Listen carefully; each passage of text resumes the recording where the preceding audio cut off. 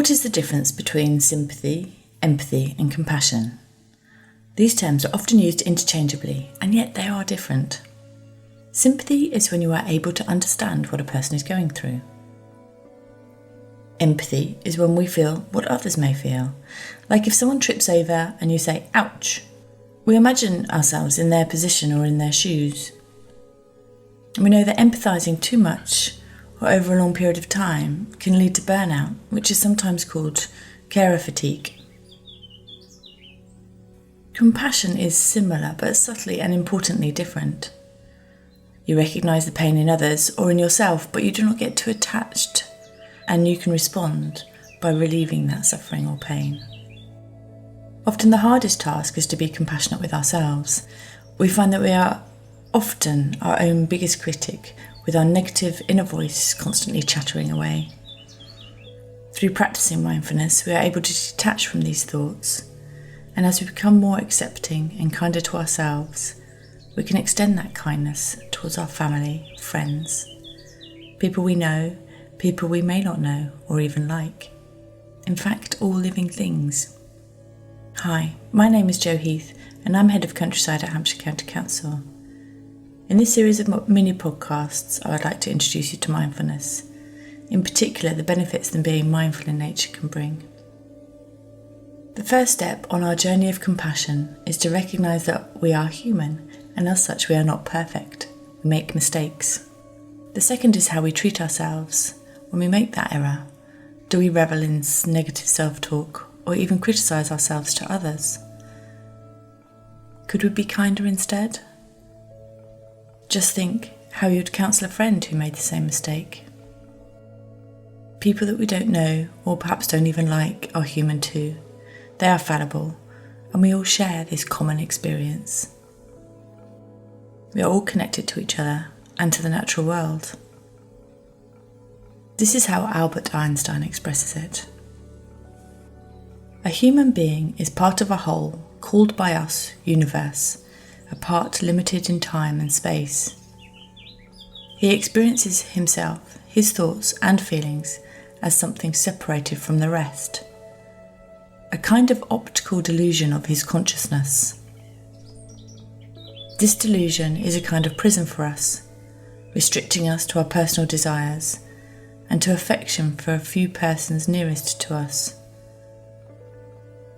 Our task must be to free ourselves from this prison by widening our circle of compassion to embrace all living creatures and the whole of nature in its beauty.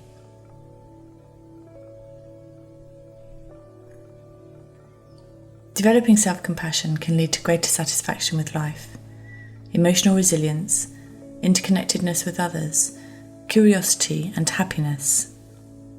As the Dalai Lama says, if you want others to be happy, practice compassion.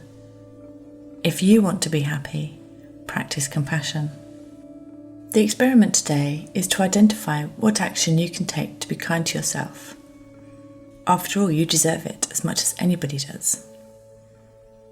In doing so, you will find that this can lead to being kinder to others and a greater recognition of shared humanity.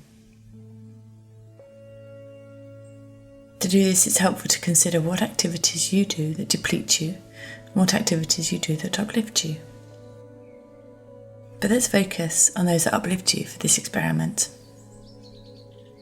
I invite you to take a few deep breaths and ask yourself, what activities uplift me?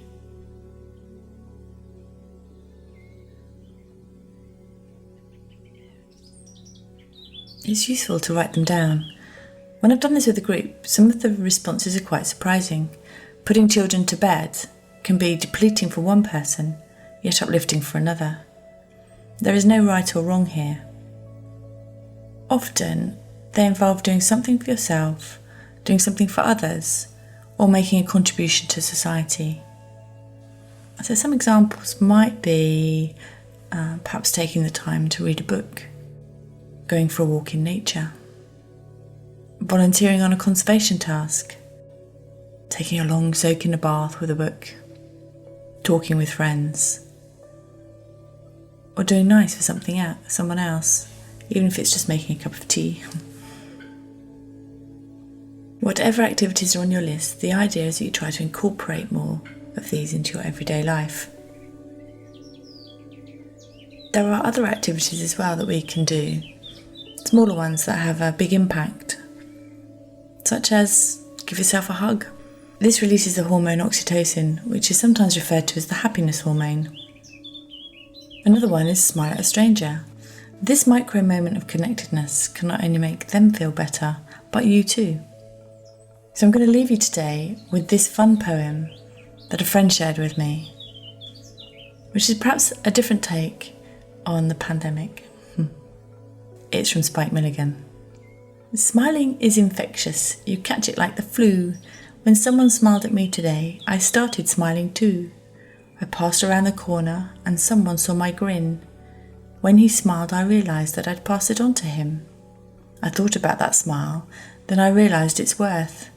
A single smile just like mine could travel round the earth. So, if you feel a smile begin, don't leave it undetected. Let's start an epidemic quick and get the world infected. Thank you and have a great day. Keep smiling.